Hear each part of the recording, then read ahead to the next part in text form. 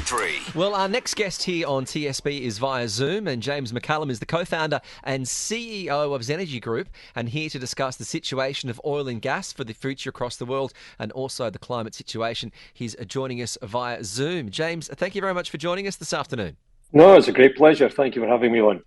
It's great to have you on here. You know, we were talking so much in regards to new decisions and new attempts to try and curb the climate change situation. The news came out yesterday that we've now passed the 8 billion mark when it comes to population on the planet. When it comes to the climate situation, how much does population growth have an impact on the climate situation? Clearly, if we've got more people on the planet, we've got more people consuming energy. And if we've got more people consuming energy, we've got more carbon going up and into the atmosphere. So it's very much a contributing factor. I thought what was interesting, though, was that there was also commentary that it's slowing down. So we're not straightforward on an increasing trajectory. We've actually got a slowing trajectory. Now, that still means it's going to increase, but it's going to increase less than perhaps was originally anticipated. So that's a little bit of good news in the middle of something that we should be concerned with. So now, when you say concern and, carbon emissions and, every day with the Industrial Revolution, that they're right in the center of it, how do we make those tiny little changes as an individual to ensure that we have a better future for our kids and maybe their kids? Great question, Neil. I mean, ultimately, this will come down to sort of three levels of focus, won't it? It'll come down to personal focus, which you've just touched on, corporate focus, and government focus. Mm-hmm. And obviously in Egypt, at the present moment in time, we've got the government's meeting, albeit that there are many industrial delegates there trying to get their voices heard. But on a personal level, I think we're now coming through a cycle, particularly related to the economy, where how we use energy, how we're living our lives is really up front and centre for all of us. And certainly in Dubai, at this time of year, it feels like the nice time of year when, we potentially get to turn the air conditioning off. But in other parts of the world, this is a very heavy consumptive time when people are having to put their heating on in their houses. And so the reality is we're all becoming acutely aware of perhaps the most important element of that, which is what that's costing.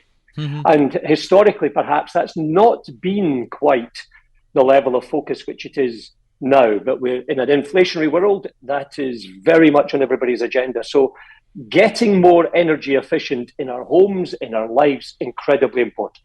The 2023 is going to be an historic year for the UAE, mainly because the country here, we're going to be hosting the 28th session of the Conference of Parties, the COP28, and also the United Nations Framework Convention on Climate Change.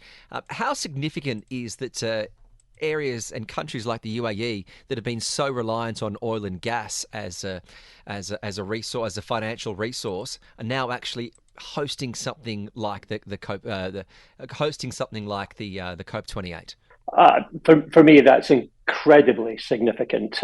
We've got the COP meeting being held in the first of the developing nations, Egypt, as we speak, and then we've got it, as you say, coming to the United Arab Emirates next year. Traditionally, a hydrocarbon producer, yes. And the first of the hydrocarbon producing nations per se to host COP. Now, one of the things which I'm optimistic about in Egypt is the fact that for the first time, really, we've got a bit of a blend of the hydrocarbon producers being at the meeting. Now, I appreciate that some of the listeners will find that quite controversial, but until now, the hydrocarbon producing nations and companies have been excluded from that energy discussion. Mm-hmm.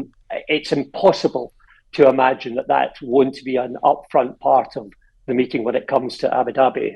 So the reality is we're going through this little bit of a transition. There are upstream energy delegates at that conference in Egypt just now.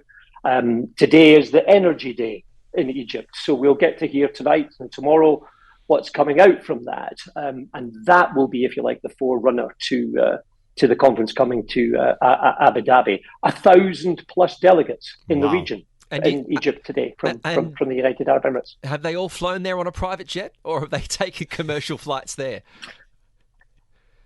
I suspect that the vast majority have taken commercial flights. Okay, that's good. As we know, the United Arab Emirates also a major centre for commercial air flights. So also jet fuel usage is always going to be on the agenda.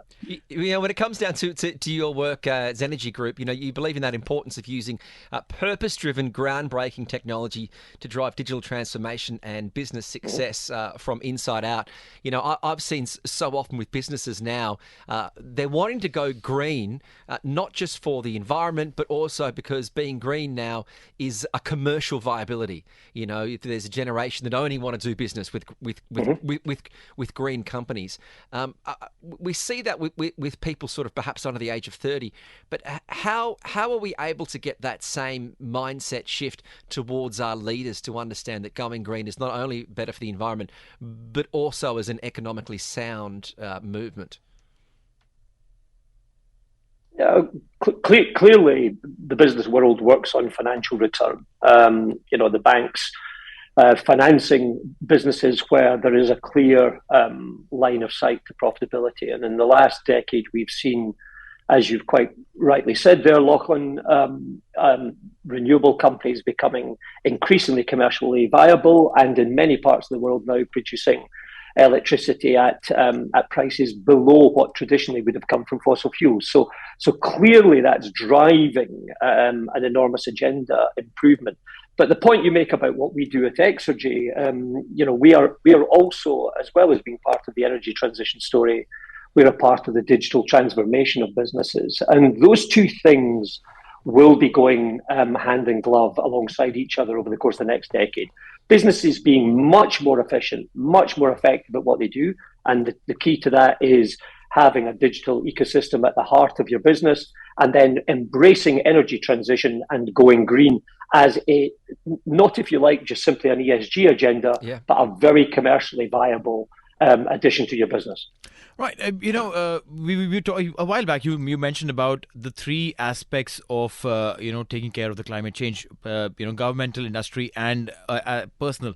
I'll take your focus back to that bit where industry is obviously, yes, on the way they manufacture, produce things, how they utilize energy is one thing. But there's one specific industry that is, coming up in a massive way, trying to cut down the fuel consumption, and that is the electric vehicle industry. The EVs that are literally, coming out. Every major brand is now coming up with their own version of electric vehicles. Now, and I might sound like a noob when I ask you this. Yes, fuel is... there is the carbon footprint that we leave when we use a lot of fuel and everything. But when you use electricity, that also is a form of energy. I mean, eventually, if not from one source, you're using energy from another source. How do we find a clear solution on this?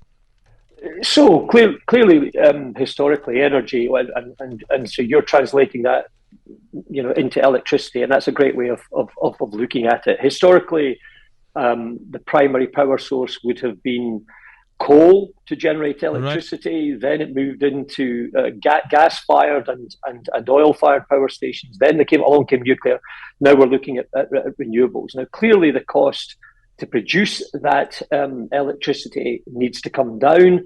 But that cost is not just measured financially. It's measured, obviously, in the carbon production that goes with generating that electricity. And that's what makes renewable energy generation for electricity very, very attractive.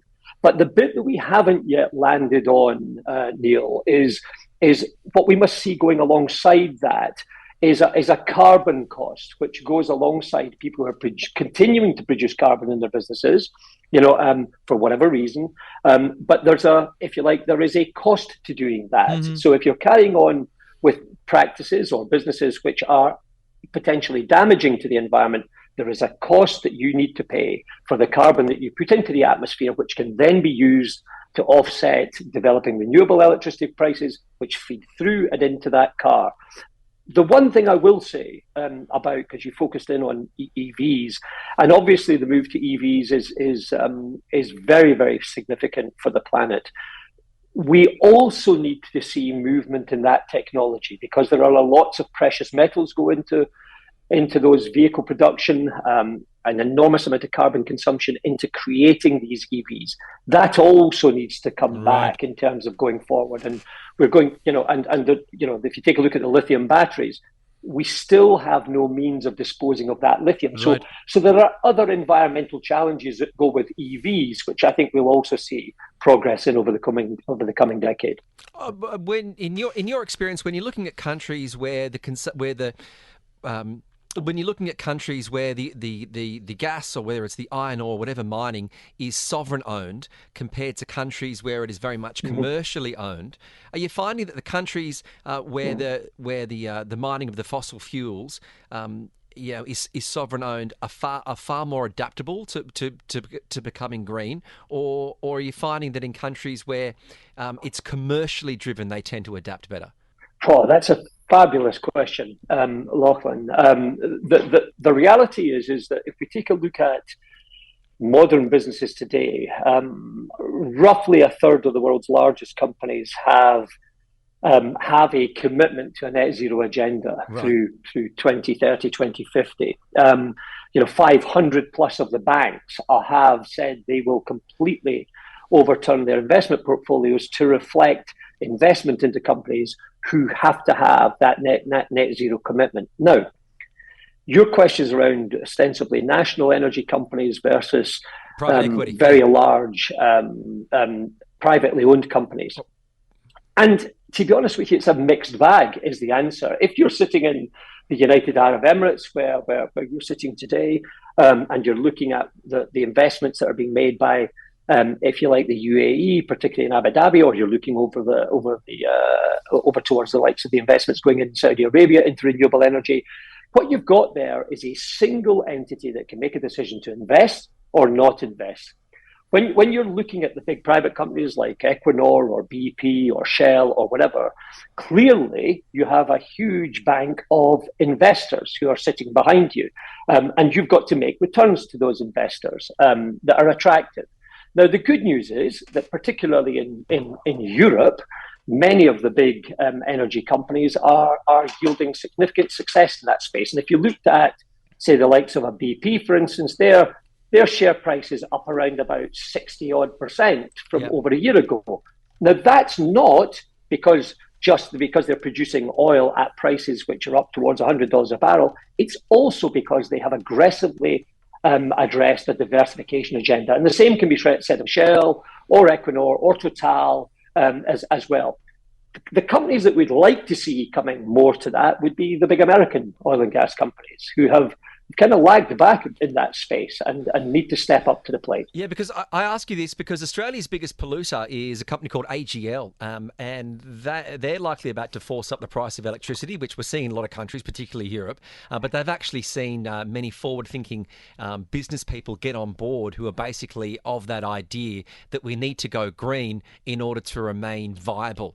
Nothing else. Mm-hmm. It's a broader effort as that transition to renewables, and that's kind of, from my experience, I see that how hard is it, because some companies are very progressive, but also then you see some countries there's an element of the incomes coming from fossil fuels that it's quite easier with less paperwork to be able to make that change quicker without having to answer to shareholders or a board of directors. Yeah. It is, and that is an absolute conclusion in the case of national entities. The thing I will say to you about the point you're making about the company in Australia is if we roll the clock forward a decade from now, big polluting companies will simply not gain access to capital. You will not have a viable business if you cannot access capital. I said to you earlier on that in excess of 500 of the major financial providers have already gone public. And in fact, they actually led industry in this particular space by saying that by 2030, 2050, for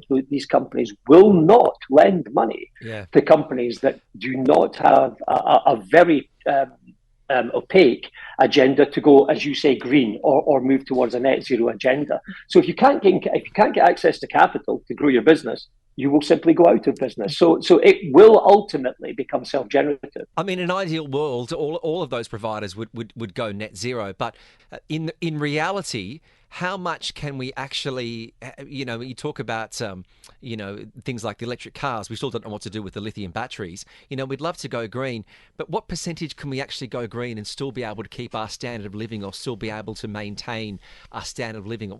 How long will we still have to be reliant on coal and fossil fuels? Or is that just the billion-dollar question that no one? I know I'm putting you on the spot here, but because this is the delicate balance that we're facing. We'd love to go green, but at the end of the day, we still have to rely on coal as a baseload power. Do we have any idea when we can be relieved of coal as our baseload power supply? Yeah, so the answer to that is yes, and I'll come back to it in a second. What the last year has suddenly brought to the fore is an informed discussion that says you can't just suddenly switch from one thing to another thing. We've all become acutely aware of that in the last year, as restrictions generated by the war in Ukraine has meant fewer oil supplies into the market, fewer gas supplies into the market. And for some countries, that has led to blackouts. For other countries, it has led to very expensive energy bills. And what that has meant is that has flown right back down into the home. And people are having to make a choice. Do I keep my house warm? Do I use that electricity? And if I do, where am I going to get it? But the point which you're asking about is will we ever get to that place where we've got a balance in the energy mix that enables us to maintain our lifestyle that we've got used to, but we're also saving the planet? I absolutely believe that is entirely possible. If we take a point in time, say, for instance, 2050, by 2050, it's roughly anticipated that something like 25 to 30% of the energy mix will come from renewable energy. But there is still a huge variety in the question around fossil fuels, where by 2050, if you look at the world's experts, there is a variance between something like the world consuming 40 million barrels of oil a day up to 100 million barrels of oil a day, which is where we are currently. That's what we burn right now. And as we are just now, something that might also surprise your listeners, as we put COVID into the rearview mirror, each year since COVID, we have been increasing the amount of oil that we are using in the world, not decreasing. It's not half. It's not gone to a third. It's increasing above pre-COVID levels, and it will continue to do that, for the next up to 5 years or so before it starts a reversing trend back towards that sort of position which we hope to achieve in 2050. So yes, we'll get there in a point in time, but it is not an overnight fix. You mentioned about 2050, and there are a bunch of countries, especially here in the GCC, that have a carbon neutral timeline of 2050. Some of them have said 2040 as well. Which countries realistically can attain that? And are there any countries that are, at the forefront of, being carbon neutral and have taken massive steps in that way? Well, I think the United Arab Emirates can be proud of where it's going, and I would expect, as we come out of the back end of this week, the COP conference in Egypt, due to finish on Friday, but many people are already predicting it will extend into the weekend to get any kind of meaningful deliverables. The United Arab Emirates very much committed to energy diversification in the region, investing in some of the largest solar farms in the world. And right. I was at OPEC a couple of weeks ago. That energy diversification, very, very much a part of the conversation. But coming back to Lachlan's point, it was, how do we balance energy transition with energy security? And energy security, of course, is the continued use of fossil fuels to keep, if you like, the power stations generating that electricity for now. How do we balance those two things? And as I said to you earlier on, I am hopeful that now that the upstream hydrocarbon producing companies are a part of the conversation, and not excluded from that conversation, we'll come up with some meaningful deliverables in that area. Well, it's such a fascinating topic, as we know. We could go on for a long time, but we do thank you for being generous. James McCallum, the co-founder and CEO of Energy. I've got it right. How do you pronounce it? Xergy? No, great. So you pronounce the X strong. Xergy. There you go. Xergy. Xergy, the CEO of Xergy Group. James McCallum, thank you very much for sharing your knowledge and your experience and your insights on this incredible topic. Thank you.